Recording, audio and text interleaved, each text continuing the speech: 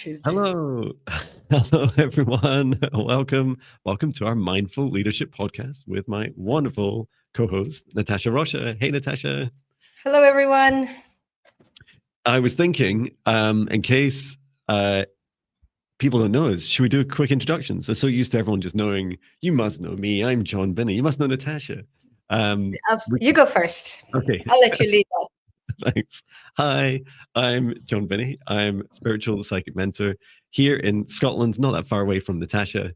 And I offer a range of services for your mind, body, and soul, including quantum psychic healing for past, present, and future lives, energy healing, helping you with your life purpose, helping you activate your superpowers. Also offer business mentoring, and I do a lot of live streams, about 5 hours a week. So check me out on Monday, Tuesdays, and Thursdays on YouTube. Oh, and Wednesdays.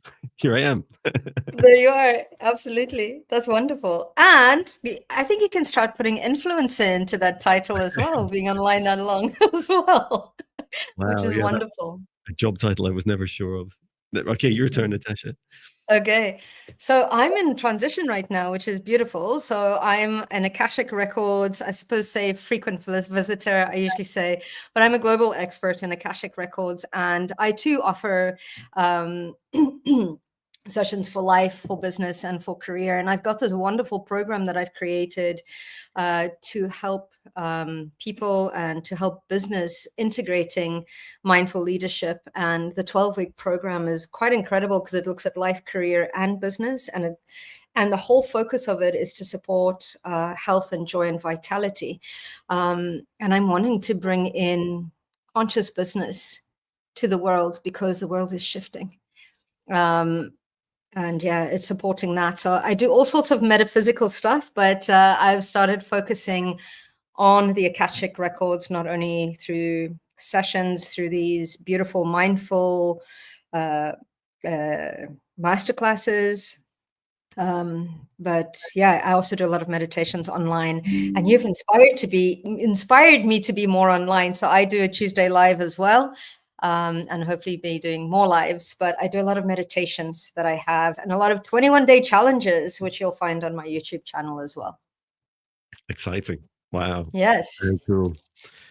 and I'm sure we'll cover some of those topics as well as we chat further today. Absolutely. And hello to everyone in the live chat, and also if you're watching a replay, hello, thank you for watching. Hello.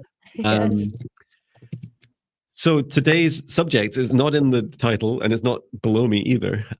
We were going to explore a bit more about creating your own reality, and I'm sure money will come up in that as well. Well, you came up with the subject. Well, you came up with the subject about creating a reality.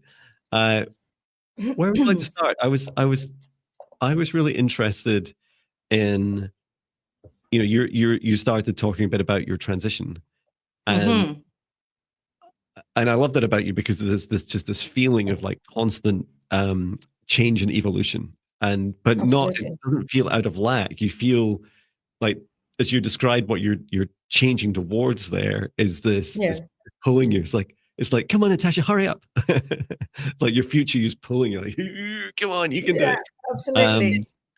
And that really fascinates me as well about Akashic Records work, because it often is the future pulling you. Whereas often we think of the present, right? And we think, I'm going to have a big house and a big car and a perfect partner and a little dog called Patch. Like you choose all these things that you'd have looking forwards. But yeah, I think I'm leading up to a question, which is, how did you go about creating your current reality, Natasha? Okay. And you're absolutely right. And I think that I used to go from kind of like needing to push and to create. So it was very much kind of like, and we still need to action everything. But when I started moving into more of a spiritual kind of like based understanding, or a spiritual life, and actually living it, not understanding, like, because you could understand it. So in theory, I know that, this is how it works, but I wasn't embodying that. And then it's kind of like, I was like, I've been meditating for 3 weeks. Okay, where's the results? So it's that action, reaction, action, reaction. So they're like, you look, one, you're either looking for it in the wrong place, or two, it's about a collaboration that's happening. And in my transition right now, like you say, I've been pulled towards it. So this year has been a big year for me to do kind of deep inner healing. And it's just amazing how things unfold. And when you say yes to, this is the most expansive part of me, yes, I want to create this, yes, you know, I want to do something, where you have an idea. So there's two ways that I've realized that this happens. So you might have an idea in your head, this is what I want to do. And what starts happening is the universe starts to kind of like collaborating. It starts ripping away everything that's not in alignment with that. So friends, career, homes, relationships start to fall away because it's not in alignment with that vision that you hold. And when you're holding that vision, you're actually holding that frequency within yourself. And that starts to magnetize towards you that image, right? It starts to magnetize to you that reality. For me, this year has been a little bit different in the sense of the pull. So I had a student of mine who's been saying to me, she lives in India, and she's a friend. She's a lot more than just a student. I see her as an equal now. I feel that is success as a teacher, is when your students become your equals, or become more than you, or different, or expansive in their way.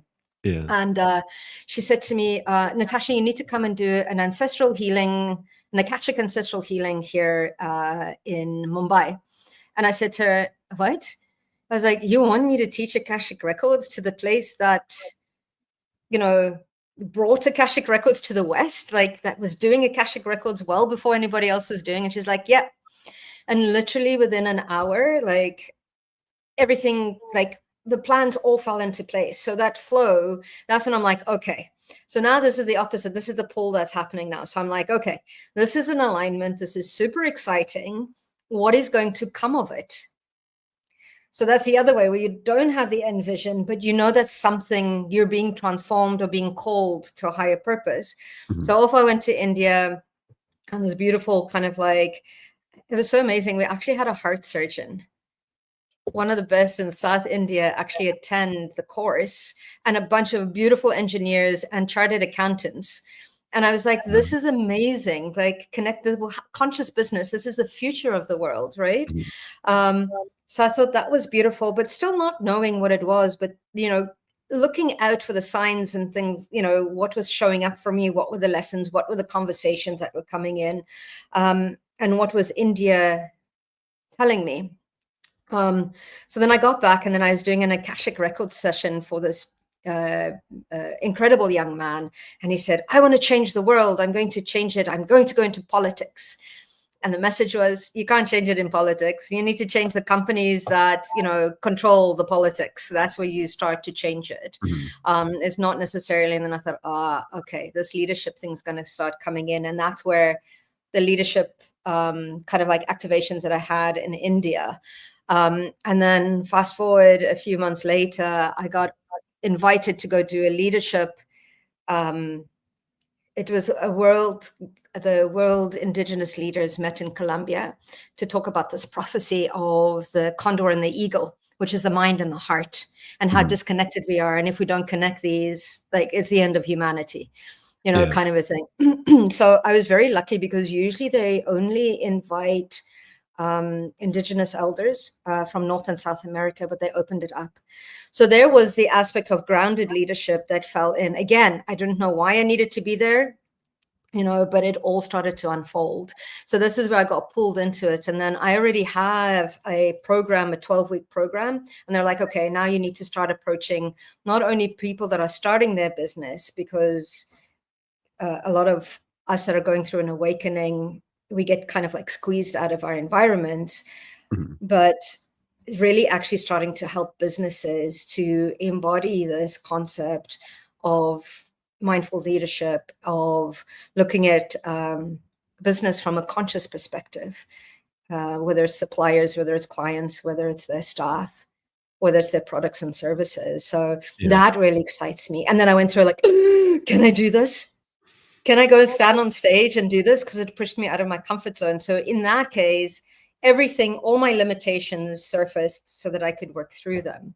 And that's how I got pulled into this. Okay, now let's step back into the corporate world, which is so interesting. You were just coming out of it. And I'm like, what do you mean you want me to go back into it again? I've been out of it for 5 years. So now I'm like, how do I actually speak the same language? You know, in the sense of now I'm translating everything back into that. Yeah. Which is so interesting. But that was a full and unfolding of this new space that I find myself in now. Oh, that's Does that fabulous. answer your question? Yeah. It feels very expansive, and I feel that pull. So exciting. I must admit, as you said, did you say 8 weeks? An 8-week program for helping people, like, for instance, start a business. Some of my explorations into my first explorations into business mentoring was just I knew I had a lot of experience in business, but working for other people. And then at the time, I just finished my first year of this business, so I'm now a year and a half in my own business, and I felt like, what I know now would have really helped John a year and a half ago. What I know now is gold dust to him. And I was thinking, I don't need to wait for when I consider to be myself successful. And yet I guess that kind of was a thing. It was like, I think I wanted to pass my first year. And then what I did was I just defined this service, and it's like, well, I'm going to help mentor people. And I just thought of all the things that I enjoy doing. I thought of, talking to their soul, looking at their soul blueprints, looking at their mission here in this life. What are the things they enjoy? Talking to the human, the higher self, the soul, their spirit guides, going to their future, going to their past, helping with their shadows, and then help them create like the first website, and then just get their services up and running. And I currently offer it in like 5 sessions in 2 weeks. And it's literally zero to having a running business. And it's really funny as I say that. It feels a bit like it's like that joke, the whatever it is, the 12-minute abs. So I've got a new program, 6-minute abs. It's like it doesn't doesn't really matter how fast you do these things, but the approach I found really exciting, because I just wanted to just try it. I wanted to, so I tried it with 3 people for free. And I was like, I love this. This is a lot of fun. And it's I feel one of the things about conscious business is that the tightly coupled interconnection with our lives, with our happiness, our health, our joy, with business, which is, like you're saying, that mind and heart disconnection that we have in the world. When you bring them together, it's quite a shocking revelation. It was to me, and it took me quite a while. I guess it took me until coming up for about November last year when I started to realize how intertwined they are. When I was visiting my old friends at Amazon, my last company I worked for, just a couple of weeks ago, they were asking me, how do I price a service? And I said, well, I just go, first of all, I allow the ideas to constantly come to me, the inspirations. And then when they come to me, I just go on my website and I create the outline. I kind of sit there and meditate a bit and talk to my heart. And I ask myself, what are the things I would enjoy doing, that I love doing, put into service, offer it to someone for free, see if I enjoy it. And if it's good, feels good, I just price it. And then people do or don't buy it. And that for me was just felt so different to the way I'd ever done any work in the past, because it always felt, previously it'd be like, oh, you need to look at your competitors. What are they pricing? What are they doing? Are you doing, 5-minute abs? You need 4-minute abs. It's like, no, that doesn't feel right. There must be a new way of exploring business that's far more heart connected than the, I guess I'd describe traditional business today as just money focused, which is quite bizarre when you think about it. Yeah, I agree with you so much in the sense of like when my business feels like it's a little bit kind of like it's not, if it's not flowing as I feel that it needs to be, or if it's feeling, I don't like to use the word stuck, but it's usually that's the time to go in and go, okay, what isn't in alignment, and what is going within me that is not flowing. And you're absolutely right in that it's a reflection. Of our inner, what we're feeling inside is our outer reflection, and usually if you're that CEO or you that leader, that will be reflected in your team. So if we don't have within ourselves a clear idea of what the offering is, it's just going to create confusion for everybody. So I'm working on my communication in that sense, especially kind of going back to corporate and saying, okay, like how do I speak that same language in a way that those that are in alignment will be attracted. And that's the other thing, when we start moving in there into the space of collaboration, it's frequency. What is the frequency match of our suppliers, our clients, our team, our business? Because the Akashic records of the business has this blueprint, it has its roadmap, right? And teaching people to align to it. So how beautiful would it be if every department aligned to that vision of the blueprint of that business that has been created. And we talk about our businesses being babies, and they are, because they have their own blueprint. They are a living, breathing entity, I suppose, that is out there. And you're absolutely right in the sense of we've been so conditioned to look at financial wealth. We're not looking at time wealth, health wealth, all the rest of that.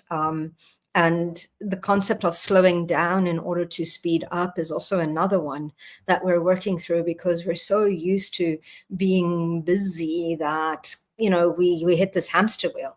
And it becomes especially hard when you absolutely love what you do, because you just want to get in there. But it's almost kind of like that heart aligned way of approaching businesses, I find very interesting. And you'll end up finding solutions or creating products and services that didn't exist, because you're activating that blueprint by connecting into your heart, which you're connecting into the Akashic field anyway, in that sense, to allow that to unfold, right? And I find that beautiful. And I like the way you price your services, because again, I also don't look at the competition, because so you and I are selling a business product, right? It really doesn't matter, because we will service different people.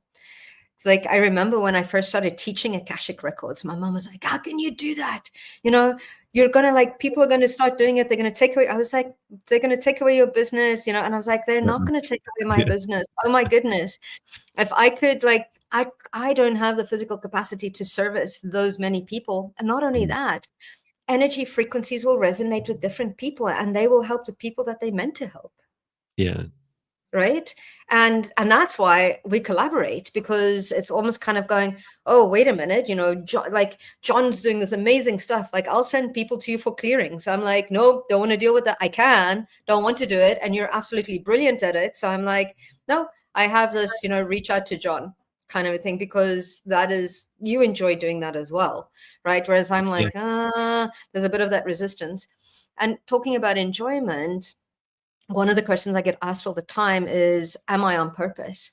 And a lot of the times in the Akashic records is, do you enjoy what you do? Are you following your joy? Are you following your excitement? If you are, then you're on purpose.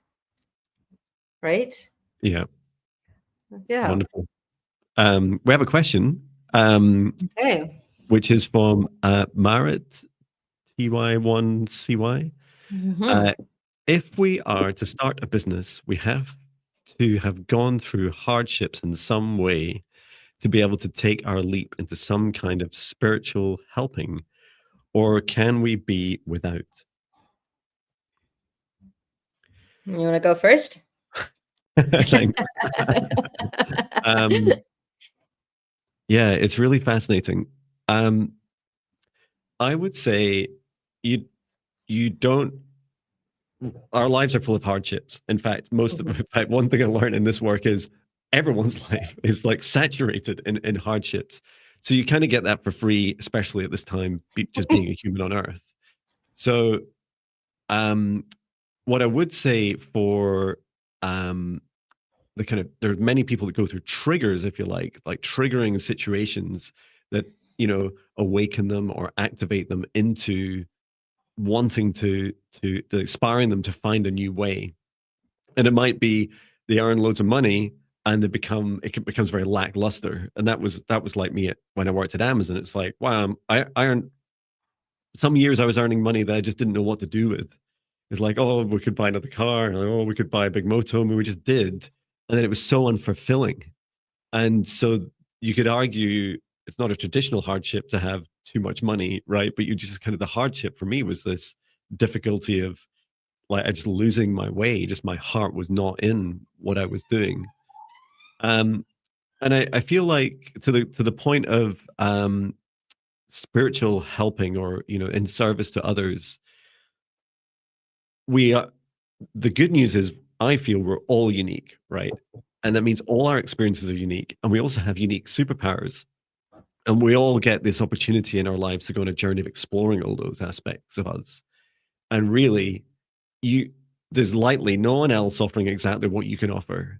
So you don't need to get hung up about, I need to do a thing. I need to, even my job title I give myself now as a spiritual psychic mentor, it's like, I'm still not entirely sure what that is, but it just feels right for now. And I'll probably promote myself at some point. Like, you don't need to conform. And as we were discussing earlier, the exploration is beautiful. And I started my current business just doing it once or twice a week for about 4 years as a hobby, in addition to my day job.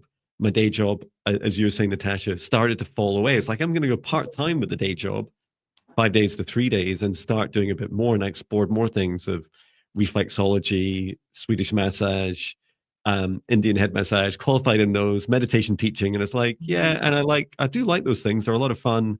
And now focus more on the psychic work. And it's, I guess to fully answer the question is, you don't need to wait. It's you can start right now and start absolutely as a hobby. And first, my strongest advice is like, feel into, like, do you enjoy it? Because no one is going to, like Natasha and I, we can't turn around. We'd literally be turning to a mirror and saying, I'm unhappy with the work I'm doing. It's, you have to be able to face yourself each day and say, yeah, I'm excited. I'm excited about today. How about you, Natasha? Yeah, absolutely. That's some great advice. And thanks for asking the question to us. So absolutely, it's like Jon says, it's following that joy and that excitement. And it's true, we don't escape this lifetime without any hardship. I mean, this is a planet of learning. This is a planet of cycles. And I believe that we choose our parents. We choose the themes that we've come to explore in this lifetime. And I usually tend to find that who we're here to support when we do go into a spiritual business is the person that we were 2-3 years ago. That is your ideal client, because you've actually gone through all of that. You've grown through all of that. You've experienced all of that, but you also hold the frequency of that trauma. So you'll start to notice, and I don't know if you've noticed this as well, Jon, is that when you're going through something within your own personal life, you'll actually start attracting a lot of people that are going through the same thing. And a lot of the advice that you're giving people as the channeled advice is also channeled for you as well. Or it's people that, again, have gone through what you've gone through. So you have a healed frequency within your being, and you'll be the people that are attracted to you or look to you or hold the same frequencies are usually the same traumas that you've experienced in some way or another, right? So it is both. So one, it's like whatever you enjoy is what you're really good at, and that is your gift. So exploring into that, or helping people who have gone through what you've already been through, tends to be usually what is the basis for starting a new business. But like Jon says, don't wait, because a lot of the times we avoid, we sabotage, we go, oh, I just need one more course. Oh, I just need this, because we're in that space of, I need to validate, I need to prove myself. And what we say is, some people say, oh, I'm not ready to get into the spiritual business. And it's almost kind of like, you will attract the clients that are at your frequency, that are ready for your knowledge, your wisdom. And some clients will push you, expand you, because you need that, you're ready for that. But you always attract, again, we're constantly magnetizing to us where we're at. So, the right people will come to you at the right time. So if we're wanting to change our client, we have to change our frequency. That is the other thing as well. We like, I'm getting called to step up. So all these limitations are coming up for me. And I'm like, okay, just move through them, breathe through them. Let's do this. It's okay. Whatever it might be. And then once you start doing a lot of this work, you start going, okay, bring it. Let's see. Where is the limitation? Where's the limiting belief? What past life did it start in? And okay, let's look at a future life where I've overcome it, and then bring in those codes or that knowledge and that wisdom. I hope that helps. Oh, that's supportive. Yeah, if that makes sense. Yeah. That's fantastic. Yeah, I definitely resonate with that. I wanted to touch on talking about the version of ourselves a few years ago, like 2-3 years ago. I back then I would watch a podcast like this, and I'm like, oh, that sounds exciting. And I'd be thinking, I bet they're really poor. I would literally think, I would be thinking, how do they even make money, these people? Like, because they don't seem to talk about it much. And I think it's quite a shocking contrast, right? Because there's good reason why I talk a lot less about money. And it's not because I earn less, it's because it's less important. And I always used to index on or exaggerate the importance of money in my life. And then when you just give yourself more money, you realize it's not actually, it's just this kind of bizarre abstract. We're not even very good at it as a measure of value, that it's not as important as all the other things. And I was also faced with some really tough questions about how much money I should earn. And I kept asking my wife, just like, I don't know, like, well, as much as we need, like, well, how much do we need? Well, I don't know. And that went on for months. and even with an accountant and a financial advisor, like, the most bizarre thing is no one can tell you how much money you need, and also how you will, continue to expand. And I'd feel, all I would say in a nutshell about money is, it's important to have a happy, healthy relationship with it. And I felt the real secret in abundance is being happy with what you have right now. Because if you're not happy right now, just throwing money at it will make the problem lightly bigger, right? So if you have a money wounding deeply connected in your solar plexus and your heart, lack of self-worth, fear of not enough, feel of being rejected by the world, or being out on the street and living under a bridge, that's what I kept bizarrely worrying about. If someone had said to me, Jon, it's all going to be okay, in fact, you're going to earn about the same amount as your salary at Amazon doing this work, I'd think they're nuts. I know that first thing I'd ask is, well, that must be awful. You must have to work so many hours, Jon. It's like, no, I do bookings 3 days a week, plus a live stream on a Monday, and the rest of the time is flexible family time to receive. And I felt that was a really shocking experience for me, coming from a world who's so money obsessed. Does your product make money, Jon? And it's like, literally, in other words, we don't care about you, your family, your team, the things that you're doing for customers in the world. Is it making money? And it's like, why is that? When did that become everything? Because I know that if I change my focus right now to only money, it would create really bizarre behaviors in me. Maybe I'd put up all my prices. Like, what does that achieve? I don't know. It's just like, it would change me and my mission very differently. How's your journey been with money, Natasha? Yeah. So one of the Yeah. So with money, when I shifted into starting to be of service on a conscious way, what I actually did was I worked out what my salary was, how many sessions I wanted to do through the week, and I thought, okay, how much do I have to charge per each session? Is how I started off with, and I've absolutely, I've grown through that. I'm moving through kind of like the belief systems of scarcity.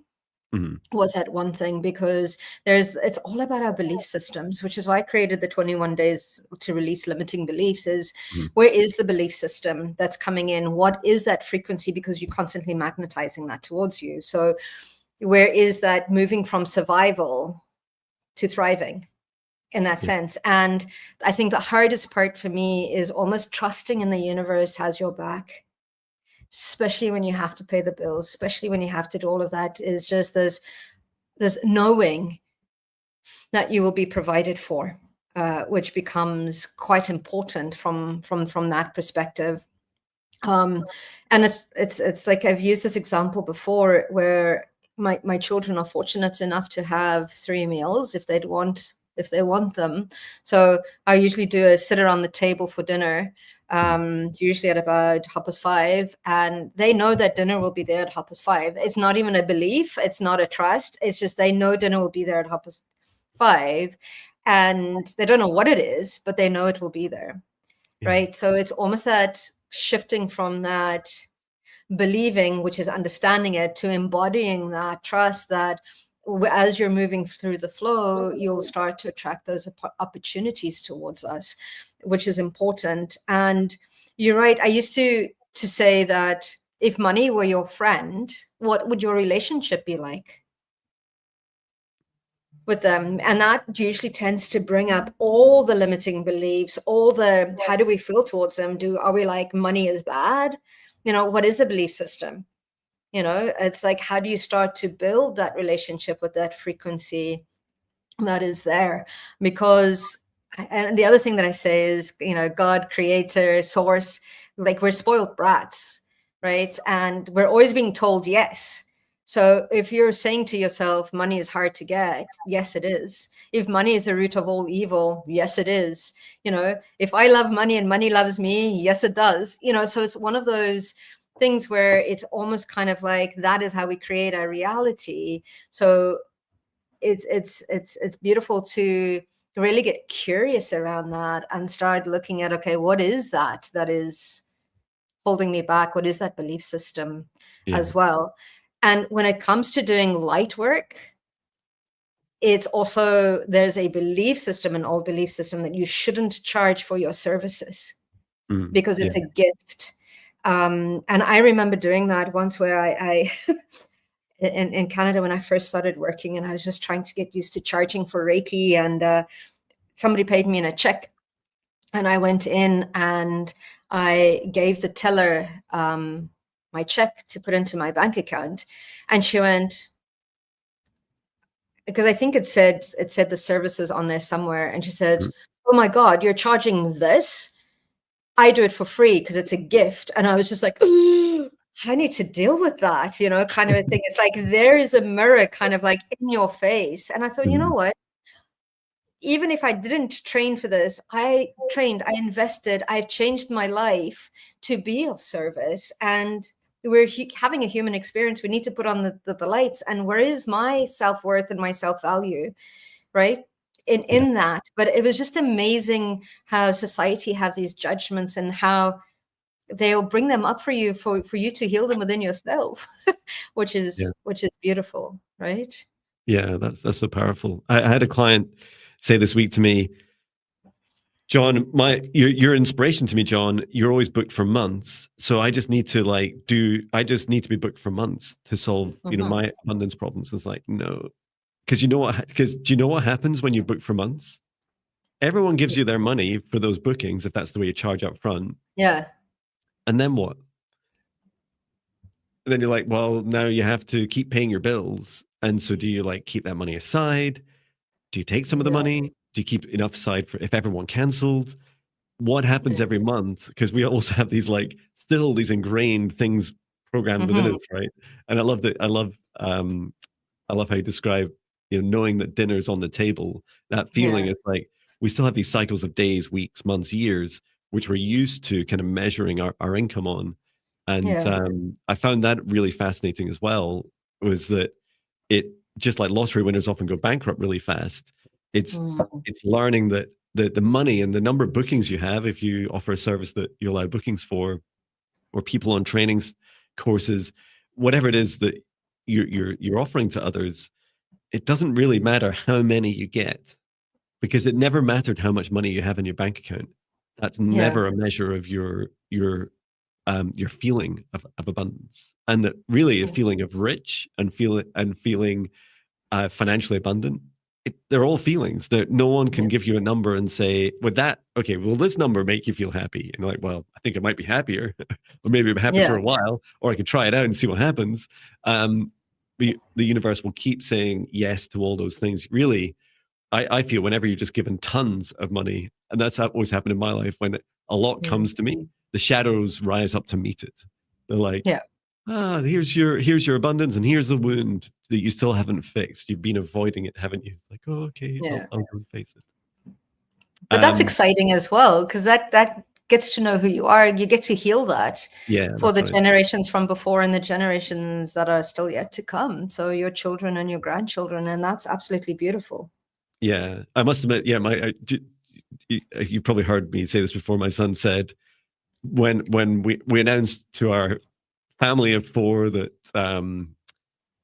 that I was leaving Amazon and starting my own company, my son said famously, well, he was like 15 at the time, and he thought, well, he said, we probably won't run out of money before then, so I can leave home before we have to sell the house. Oh my goodness. And then a year into it, I said, I just said, look, we're fine. It's going really well. It's going exponentially better than I could have imagined. I remember him saying, I mean, who would have thought that? That's seemingly impossible.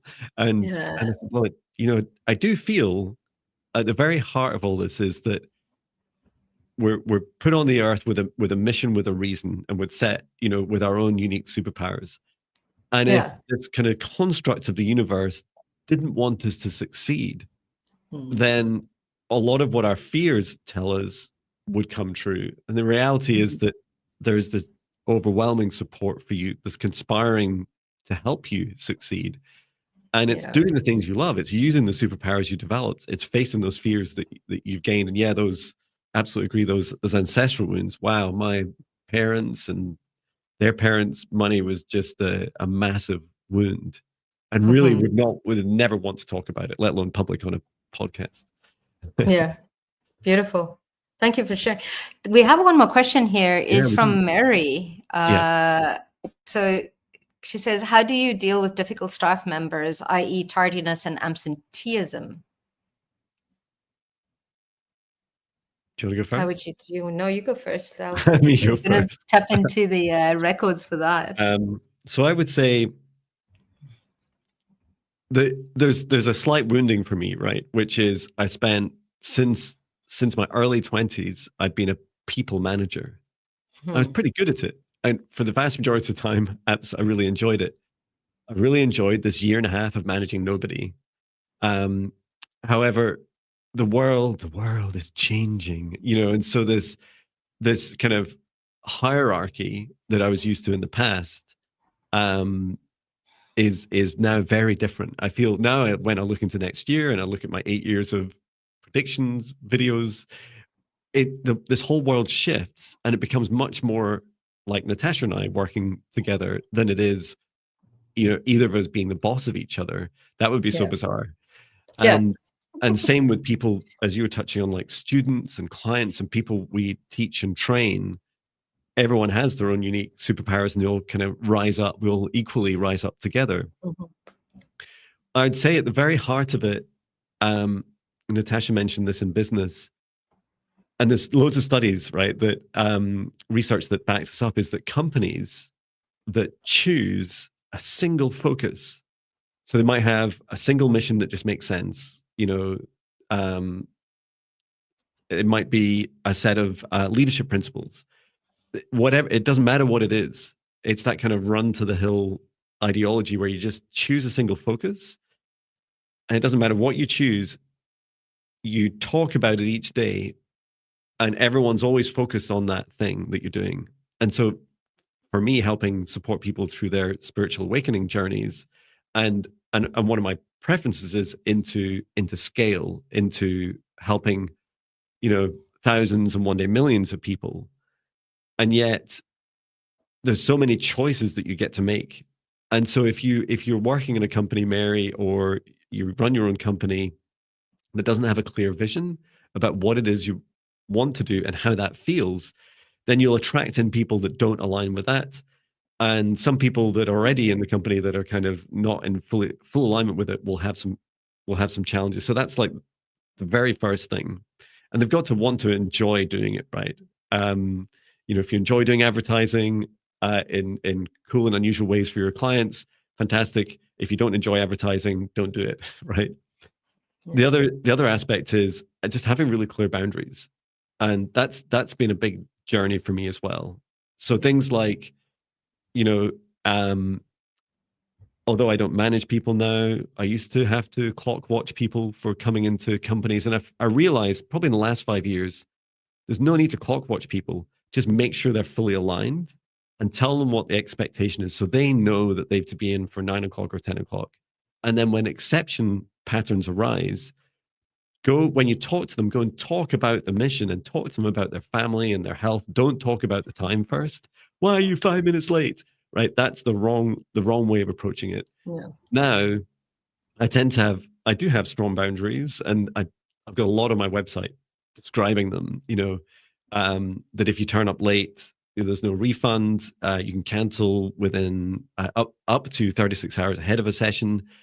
And then once I've stated that, I just tend to treat every single interaction case by case.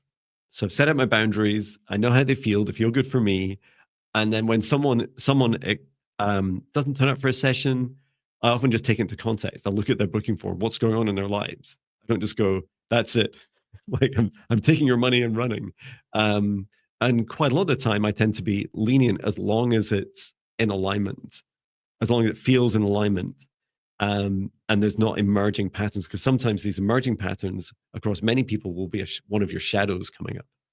And I feel boundaries is just such a hard lesson to learn. When you're in service to others, you want to help other people. You're the empath. You're the psychic. You're psychically super astute, and you know how painful it is for people when you implement your boundaries. And yet if you don't do it, you'll burn yourself out and you'll just stop. You'll be exhausted within, I think I would have lasted 3 or 4 months and would have fizzled out. I'll be back in software. How about you, Natasha? Yeah, no, there's some very good, valid points over there. And there's quite a few ways of looking about it. And I agree with John in the sense of actually find out what's going on behind there. Like what is causing the absenteeism? What is causing the tardiness? And again, connecting into the blueprint of your business will have a contract with each and every one of your employees. With your staff members, and because there's a spiritual contract between them, because you're bringing in certain things. The other thing so it's good to explore that. And I have a lot of businesses that come and talk to me when they're in the hiring process, for example, if these people are aligned, if they're not, what they bring, what they don't, how do I motivate this person, how do I not?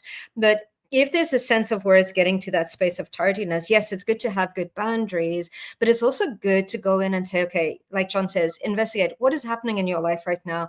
What is causing the tardiness? What is causing the absenteeism? Because it might be that you're expecting somebody to work from 9 to 5, but their brain works really, really, really well at 10 o'clock at night. That's when they're in their most creative. That's where they're in their flow. That's where that is, the best possible time for them to be working. So for example, I have a client of mine, she's a late night person, her brain kicks in the afternoon. So she actually ends up working extra late because she doesn't feel like she's giving her best the first 3 hours of the day, because she has to be there at 9. Her brain doesn't feel like it's in flow. So it's really about finding out what is the root cause of this, because if you think of it if your business were a person, the tardiness and the absenteeism could be a discomfort or dis-ease that's happening within your body. And it's kind of like looking at, okay, how do I address this? And then sometimes, you know, how I said, like with John in the beginning, is like when you have a vision and you're going in one direction, and people, you know, suppliers, products, services that aren't in alignment with that will start to fall away.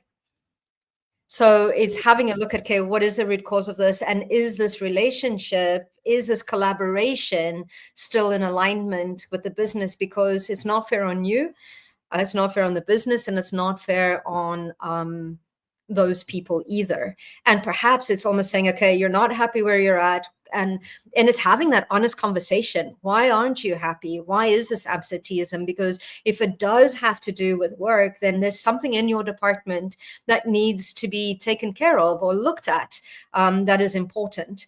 Perhaps it's a process. Perhaps it's your internal kind of like company culture. Maybe it's that is will give you so much information, and creating that safe space to have that conversation and going, okay, what's up, instead of people thinking, you'll get that honest feedback that will actually allow you to support your business or support the business or your department and those people as well. And there's nothing wrong with saying, okay, how can I help you find something that is more in alignment? Because that is a conscious way of doing that, whether it's in your department, in another department, in your company, or somewhere else. But you want people that are moving in the same direction as you. But tardiness and absenteeism is either something that's happening on their personal, which is also sometimes we draw people towards us because whatever they're going through might be reflected in the business as well. And that's why it's surfacing for you. So there's many ways to look at it multidimensionally, but I would get curious and investigate it, not from a place like John says of blame, but from a place of curiosity. What is going on with you? Yeah. Right. I hope that helps. Yeah, definitely. I remember first thing I'd always ask someone, I'd meet them once a week, one of my team members. And sometimes I think up to about 70 people, not in every, I wouldn't do them all in a week, sometimes over 2 weeks. But the first question I always ask is, how are you? How are you feeling? And it's just so simple. And it just made such a difference because it was lovely. I loved that part of the job. And you just get to talk and you talk about what's going on and how they're feeling about the work and their life. And people will tell you if you ask. And if every time I went in guns blazing, you know, like, you're late, you know, you're not doing enough work, or whatever it was when I was a bit more naive, it always just caused more problems. But love that. Thank you, Natasha. Absolutely. Do we have any other questions there? Yeah, I think there was one, and there was another one from Marit. We ought, it says, this is from 1028, we ought, I feel, to be brave in telling what we have encountered. It is not our shame, but the society's which confronts us, and our task is the telling, ?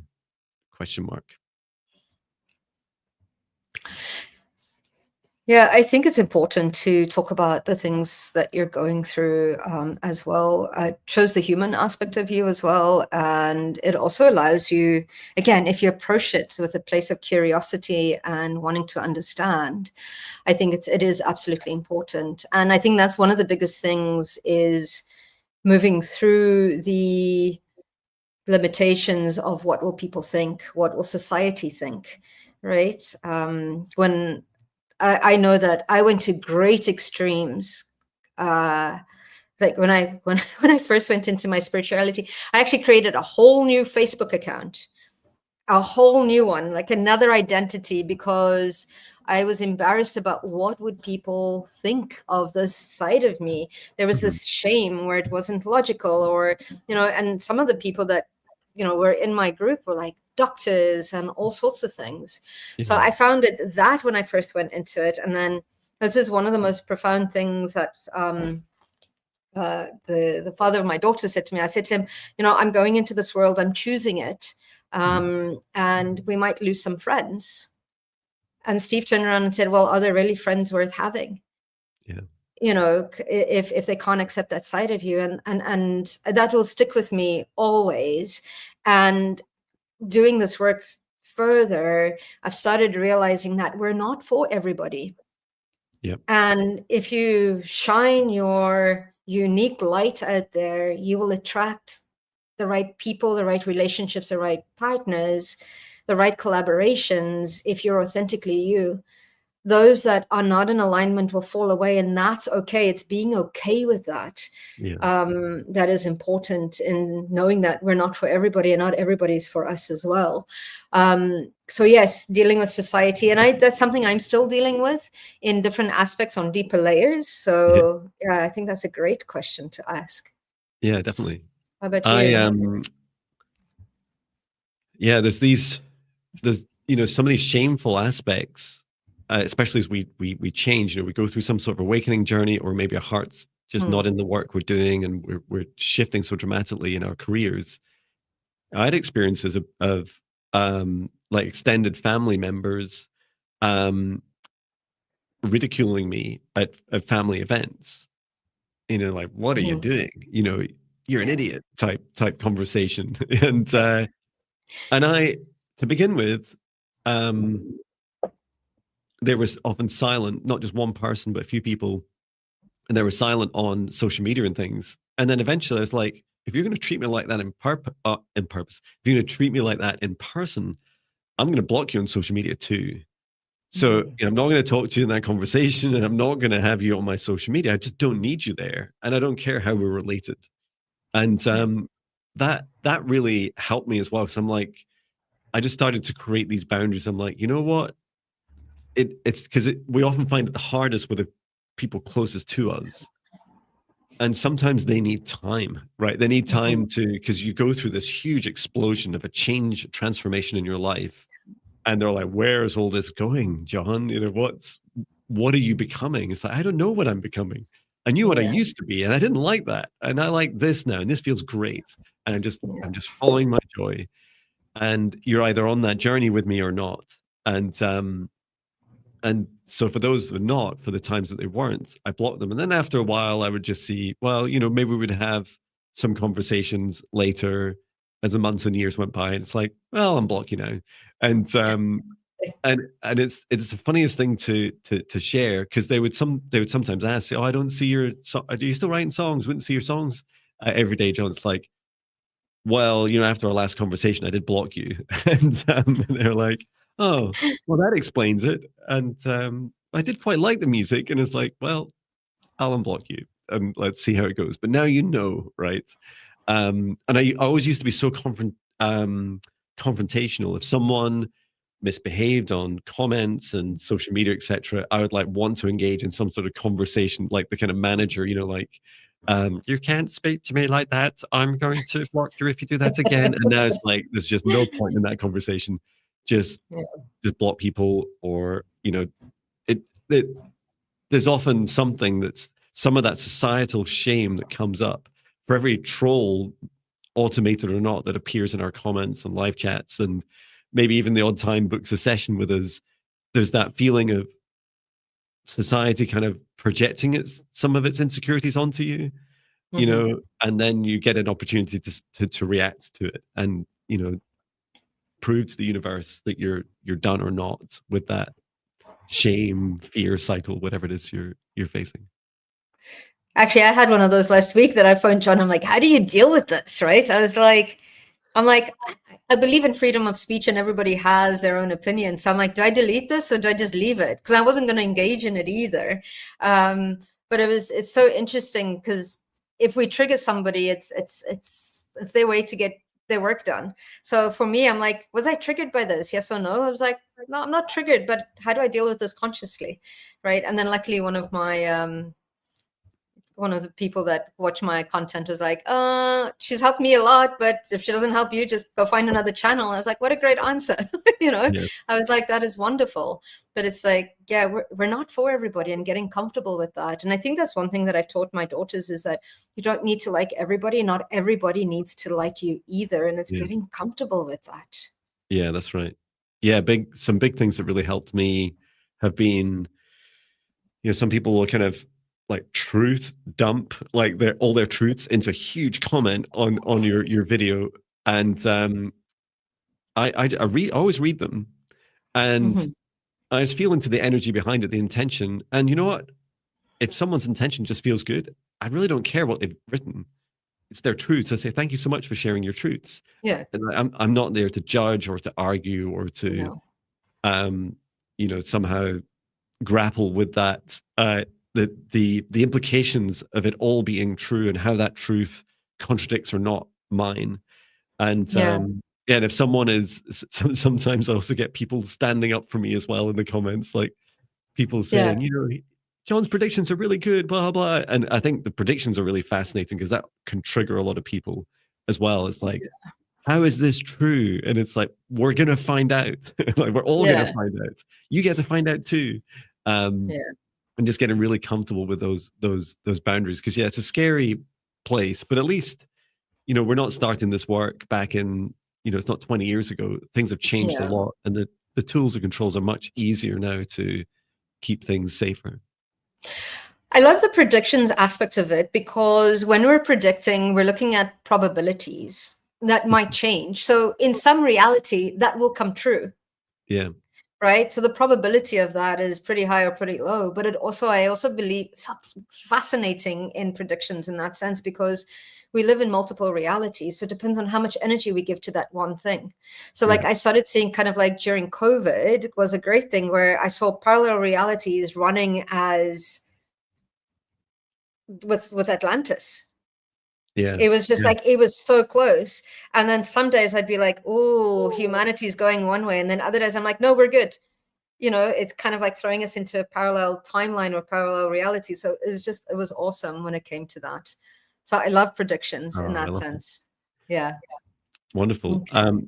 We have another question, maybe our last question today. And this is from Our Shining Lights. Thank you for your question. You say, I've often thought about starting a YouTube channel. Yes. That's do exciting. You have any advice on stopping the negative ego that says I'm not good enough? Yeah, that's a good question. Feel the fear and do it anyway. Ego sometimes gets a bad rep where we try and suppress our ego, but ego has its job for us in the space of like, it's just trying to keep us safe. So it's saying to your ego, look, I understand, that this is scary and that we're opening ourselves up to all sorts of energy, but come with me. Let's see what it's all about. Right? Just come with me. Just try it. Like expand your ego and say, okay, let's do it anyway. I've got you. I'm going to keep you safe. And then feel the fear and do it anyway. And you don't have to be perfect. That is what makes you human. That is what attracts you, the right people towards you. And that's important. And if nobody listens to your podcast, or just one person listens to your podcast, it is important, because if even at the worst case scenario that nobody listens to, which is not the case, you're still anchoring the vibrational frequencies of your words, your knowledge, your wisdom onto the planet. And that in itself is changing the frequency of the planet. And if you help just one person in all of that, that is the contract that you have with that one person. But if starting a YouTube channel excites you and expands you, do it. Don't hold back. It's just do it, and then tell Jon and I, and then we'll follow you. And we'll support you. Yeah, exactly. Yeah, absolutely. Yes. Just 1 second. Jon multitasking. So I had Katya on my channel last week. It was her first podcast she's ever done, and she'd been commenting on my videos for some time, and I just felt this really powerful energy from her. I just felt, I didn't know her, we'd never spoken, and I just said, if you're interested, email me, and we'll do a podcast together. And I got an email like 5 minutes later, and then I think it was booked within about an hour, and then we met like the next week, and it was just, there's this feeling where if you watch my videos, right, with me like a Monday wandering around the Hersel estate with my camera with a woolly hat, looking amazingly fetching in my middle age, cheap and not hugely attractive and very wet clothing. And yeah, just talking, just sharing my heart. No one can criticize you for sharing how you feel, your life experiences. You're the expert on all these things. And that's always been my go-to is never, if anything, this podcast makes me more nervous, right, than doing the psychic work, because this is much more from my mind, from the brain. That's so true. We haven't spoken about that. And it makes them like, okay, what am I going to be speaking about? But then if you see, before we join the podcast, usually John and I like meditating, opening up the records of the podcast anyway, right? Yeah. And I feel Natasha's advice is great. Like, just get started. And there's a few things you can do. You can turn off comments on your YouTube videos if you want. Maybe for your first couple, even disable likes, or you don't disable them. I think you just hide, the number. And just by doing it, right, by taking that step forwards, it brings all those shadows and fears you have out into the light a bit more. And it's saying, okay, what am I really scared of? Maybe I'm scared. I remember receiving this in readings years ago, that I was scared of being famous. I was like, that is ridiculous. Me, I'm Jon Binnie, and yet, I had that experience today. There was some school kids. Sometimes local people will say hi to me, and they'll know me from my YouTube channel. Or sometimes people come up and start talking to me. And the feeling I get is like, hang on, I'm Hermit John. I just do, online work. And then I go outside to pretend I'm just, nobody. And the reality is that was a bit of a journey for me. And now I get quite excited when I'm recognized, I guess you describe it as. And so just doing it, maybe start with one a week. Doesn't need to be loads. You don't even need to watch yourself, right? And don't worry about all the fancy microphones and all the things. Like, focus on how it feels. Do one and see how it feels, and ignore whatever people say. It's fine. Maybe you'll leave the comments, for a few days. Don't just keep going back and checking in. I like that. That is really good. And I think that's the other thing when we get caught up in that is how many likes, how many people have commented, like what's happening, what are the numbers? And again, it's really, I'm like now starting to step back in that and going, it is what it is and what it needs to be. Yeah. Right. Which is important. Are you like that as well? Or you do all like, because you get used to, like, we step back into that whole business mode. What are the analytics here? What's working? What's not working? When do we do? I'm not all the rest of that. I'm not immune to it. One of the big things I noticed when I started doing predictions videos, suddenly I got a lot more subscribers. Suddenly I started getting a lot more comments, like 1,700 a month or 1,800 a month, which is a lot to respond to. And so that wasn't lost to me. But now I feel like I kept asking myself, do I enjoy doing it? It's like, and it's funny because just before I'm about to do a video, it's like, my heart's like, it's just such fun. It's like, I have no idea what I'm going to say. I don't know what I'm going to say. And just going to ask. I'll just ask Mother Gaia and the sun and my spirit guides. I'll just ask, right? And I'm really the same with creating videos. I just reflect a little bit on the theme, and some I literally just hit record. I'm like, I'm walking in a street, and I just talk and have very little expectation. And what I would say is that remember that the algorithms, they're not optimized for changing this world. They're not optimized for how good you are at what you do. They're not the judge of you.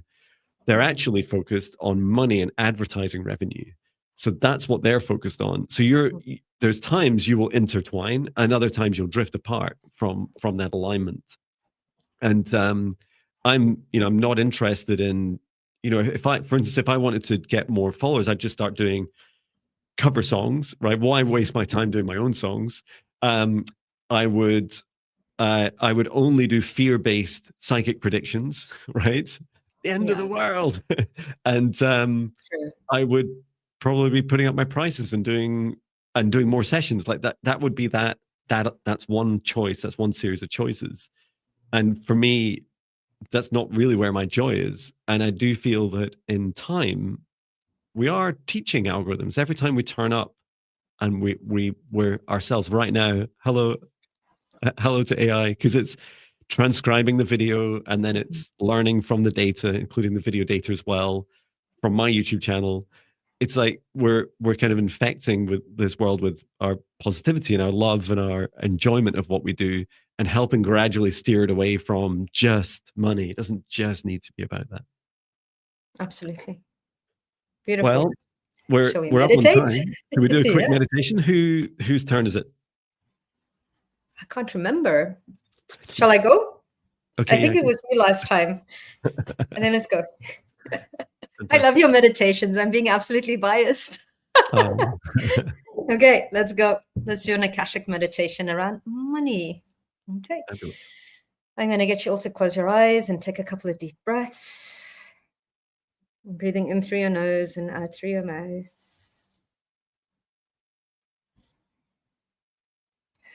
As you exhale, release the tension, the stress, or any negativity you might be holding on to.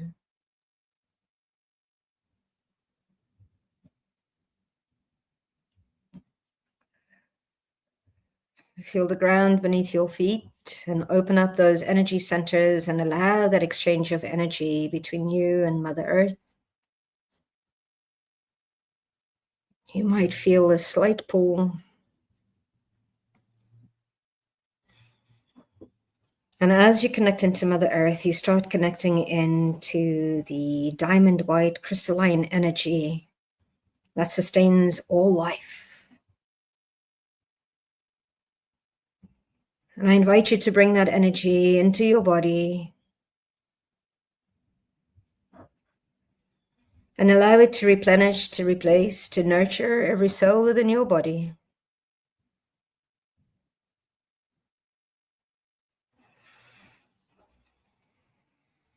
And as it moves up into your body, you start to feel that you're connected to every living thing on this planet and the abundance that this planet offers. You are an extension of nature. And as you start feeling completely grounded and completely connected to Mother Earth, look up to the skies above you and bring in a gentle golden light into the crown of your head. Breathe that energy into your body and into your heart.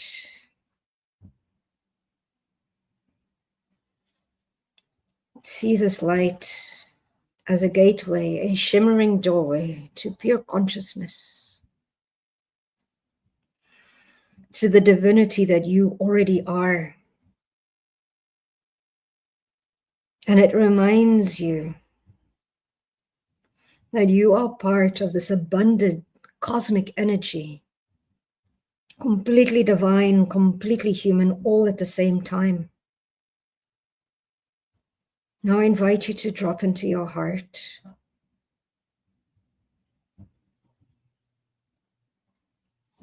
And step into the Akashic field of your highest timeline. And you state the mantra, keepers of the Akashic records, please open and allow me access to the records of my highest timeline and create a safe and sacred space for our highest good and healing. And the records are now open, the records are now open, the records are now open.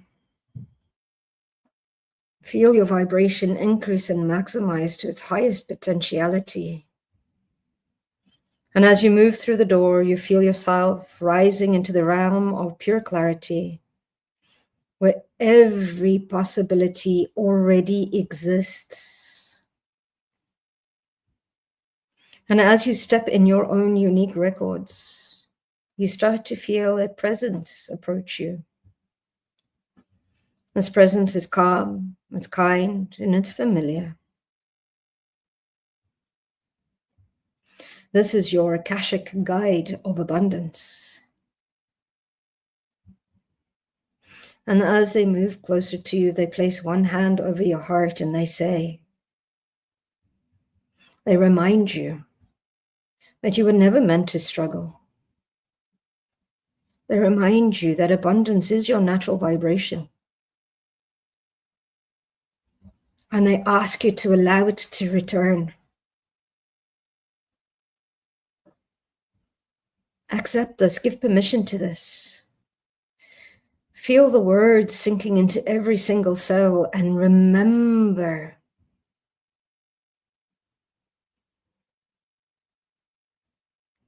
that abundance and prosperity is your natural vibration.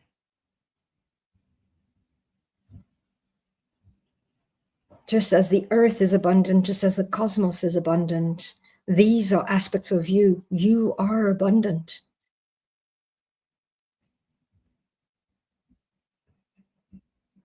And as you continue to remember this and embody this, your guide holds up a mirror of liquid light. And in it, you see every belief that you've carried that said, I have to work too hard, or money doesn't stay. I'm not ready to be famous. I'm not ready to be rich. Abundance is for others. Whichever beliefs arise for you, allow them, invite them. And as they rise, watch these beliefs dissolve like smoke. Feel the energy around your solar plexus and your root chakra start to expand. As you release these, they start to expand. And we affirm, I release all contracts of scarcity. I choose flow, I choose ease, and I choose overflow.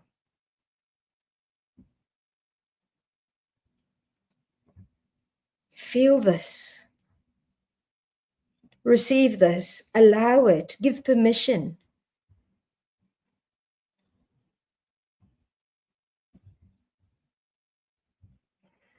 And as this process continues, your guide hands you a sphere of shimmering emerald gold light. And you accept it with gratitude and you place it into your heart. And as it merges into your field, you start to feel stability in your root, confidence in your solar plexus, and clarity in your mind. And you start to trust your path. See this beautiful light moving through your body, your arms, your hands, symbolizing money earned through aligned actions and purpose-led work.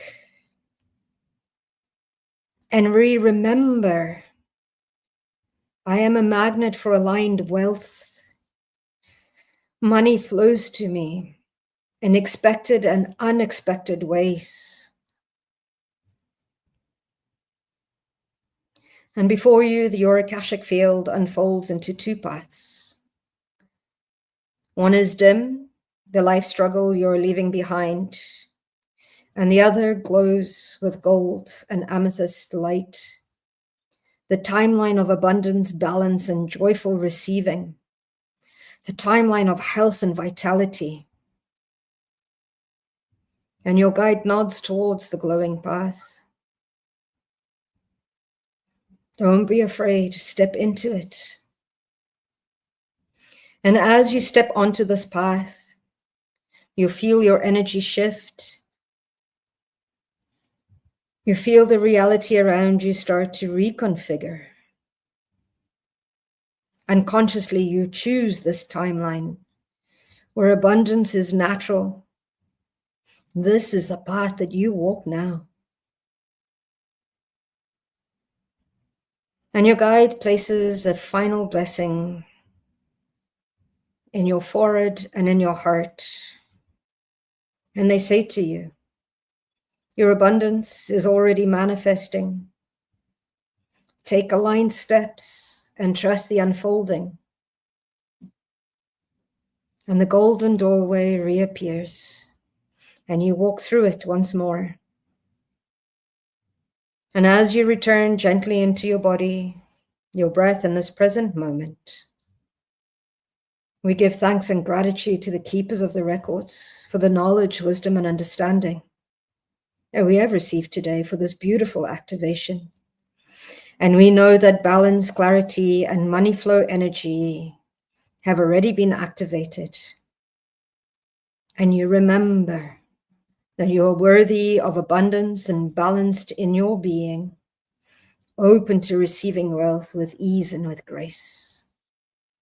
Take a deep breath and exhale. And when you are ready, you can open your eyes.